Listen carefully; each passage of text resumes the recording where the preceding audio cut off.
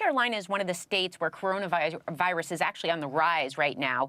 Now, where do you think North Carolina went wrong in their response, and what should they do now to get the virus under control? Well, I think that people oftentimes overlook the fact that as a country, we are doing more testing than anywhere else on the planet. And as we obviously start increasing our testing, it's going to start having more increases in positive cases. Fortunately, most of them are asymptomatic here in North Carolina, and the loss of life, though, has been very, very sad. And I don't want to mitigate that. But, I believe that it makes sense that the hospitals and the healthcare agencies inside of our state really needed to get their supply chain of whether it's ventilators, PPE capacity, or ICU beds under control to be able to tackle this pandemic head on. I understood that. And so when the conservative numbers for how many people were going to die in America were around 2 million at the beginning of this several months ago, me and many of my friends and everyone I know was more than happy to stay in our homes to help our fellow Americans, to shut the doors to businesses. But, as the weeks have ticked by, we've seen that fortunately it seems like those numbers were overblown. The mortality rate of this virus is, probably 0.5 or up to 1%. And so, fortunately, we're doing very well as a country, I think, responding to this. The thing that I think we've done wrong the most is having Governor Cooper let us lose having the Republican National Convention here.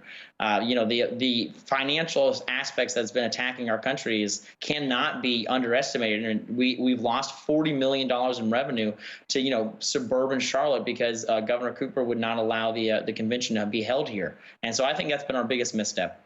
In recent weeks, we've seen young people across the country protesting in support of police reform after the murder of George Floyd. And it's clear that racial justice and police reform will be important issues in November. Where do you stand on police reform and the Black Lives Matter movement? Well, I do believe that Black Lives Matter. I believe that all life is sacred. I really was a fan of Senator Tim Scott's bill he had for the Justice Act coming through that would really help increasing the use of body cams on police officers. And I'm always for having higher standards for our peacekeepers in our country. I'm always for raising the standards of any government entity. But, I think that right now we do need to realize that there is a problem sometimes with bad officers doing bad things, and we need to try to weed that out and have the highest standards we can, have more training, have more conflict resolution classes for these officers to be able to learn from. But you know what? I do believe that our peacekeepers, especially here in Western North Carolina, do an incredible job. We've had several protests here in Western North Carolina, especially my hometown of Hendersonville. And, it's been a beautiful display of the First Amendment right to be able to come out and protest to release, a lot of these people's anger, to let the government know they want change. But you know what? We have not seen the rioting and the looting or any of this vandalizing that's happened in a lot of other cities.